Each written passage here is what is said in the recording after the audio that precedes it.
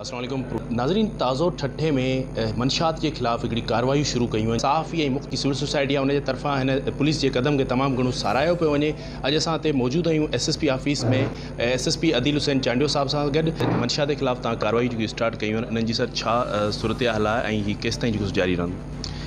ये बिल्कुल असा कैंपेन स्टार्ट कई आहे मंशियात के ख़िलाफ़। इन में मंशियात में नॉट जस्ट ओनली हेरोइन या चर्च या आइस, बल्कि गुटको ऐं ठर्रो या इते जेको कचो शराब विकामजे थो, उनके ख़िलाफ़ असां कार्रवाई शुरू कई आहे। उन में असां लिस्टूं ठाहियूं ऐं उन के वेरीफाई भी करायो आहे ऐं हीअ बिल्कुलु ऑथेंटिकेटेड लिस्ट ऐं हिननि जे ख़िलाफ़ जेको आहे असां कार्रवाई जारी रखंदासीं ऐं असां क्राइम के क्रिमिनल सां कनेक्ट कंदासीं ऐं त हीअ बिल्कुलु रेड हैंडेड हुजे ऐं पब्लिक सोसाइटी के या पब्लिक के ख़बर पए त कहिड़ा माण्हू इन कमनि में इन्वॉल्व आहिनि। हीअ जारी सारी रहंदो ऐं इंशाअल्लाह अल्लाह ताला असांखे जेको आहे इन में पब्लिक जी ऐं तव्हांजी ऐं जेको सिविल सोसाइटी आहे उनजी बि सपोर्ट खपे।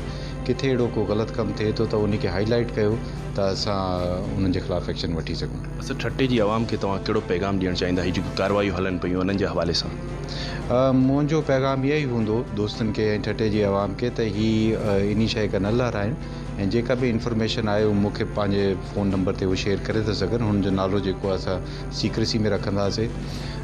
हीअ जेको बि एक्शन असां खणूं था हीअ ठटे जी आवाम जे लाइ खणूं था ऐं जेकॾहिं असांजा उहे हथ मज़बूत कंदा ऐं असां सां इहो कोऑपरेट कंदा त इंशाअल्लाह इहो लानत जेके हिते फैलिजी वई आहे इन खे असां ख़तमु कंदासीं।